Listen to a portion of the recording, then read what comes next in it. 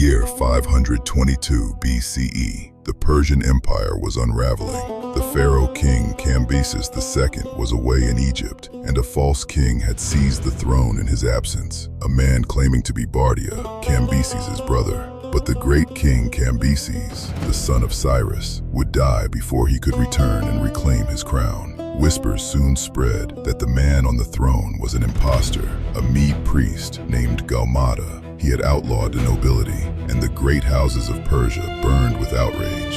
From this chaos rose Darius, the son of Hystaspes, a prince of the royal line. Swearing a sacred oath, he gathered 6 noble conspirators, and together they rode to the fortress of Psychoiovatis. Bursting into the usurper's chambers, Darius himself struck the first blow, killing Gaumata and ending the lie.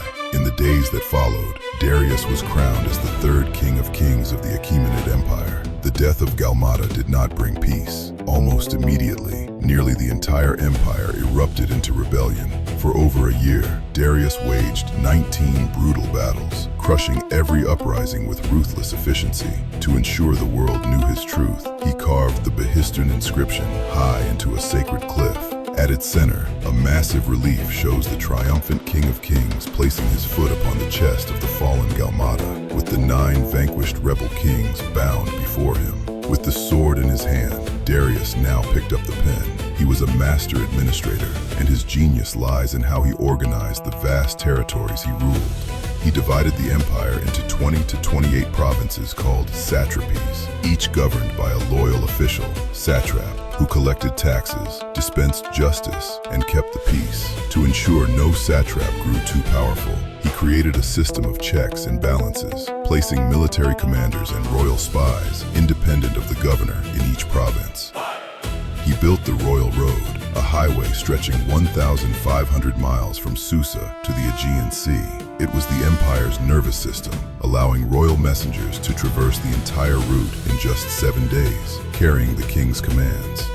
To unite his diverse economy, he introduced a standardized gold coin, the daric, which became the standard currency across the Near East for centuries.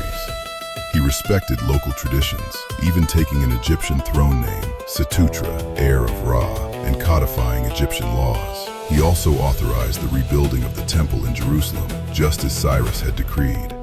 Leading a grand army across the Danube into the vast, trackless lands of the Scythians, he advanced deep into the unknown steppes. The Scythians would not meet him in pitched battle, but employed a brutal strategy of scorched earth, burning their own lands behind them. Haunted by ghosts, plagued by lack of supplies, and taunted by an enemy he could not catch, Darius was forced to turn back, having failed to conquer the nomads of the north. The failure in Scythia led directly to the great conflict he is most famous for, the Persian Wars with Greece. The western Greek cities in Ionia revolted, with Athens sending ships to aid them. Furious, Darius swore revenge. His fleet was first devastated by a storm in 492 BCE. Then, in 490 BCE, he sent a massive expedition across the Aegean to punish Athens. It was met by a smaller, desperate force of Athenian hoplites on the plain of Marathon. In a stunning upset, the Greeks crushed the Persian army, forcing a humiliated retreat back to Asia. To give his reign a magnificent focal point, Darius began building a new capital, Persepolis, or Parsa. It was not just a city, it was a ceremonial masterpiece. At its heart was the Apadana, a great audience hall with 36 massive columns rising 65 feet into the air, where Darius received tribute from the representatives of all his subject nations. He also began constructing his own tomb, carved high into a cliff at Nakshi Rustam, a testament to a king who knew he would be remembered for eternity. After 36 years on the throne, Darius the Great died in October 486 BCE. He left the Achaemenid Empire at the absolute peak of its power, ruling over millions of people across 3 continents. Before his death, he selected his son Xerxes as his successor, a choice that would decide the fate of the empire in the coming generation. The story of Darius the Great is the story of the man who built the world's first superpower. If you enjoyed this epic journey through the life of a true King of Kings, please give this video a like and subscribe for more stories from the ancient world. Thanks for watching.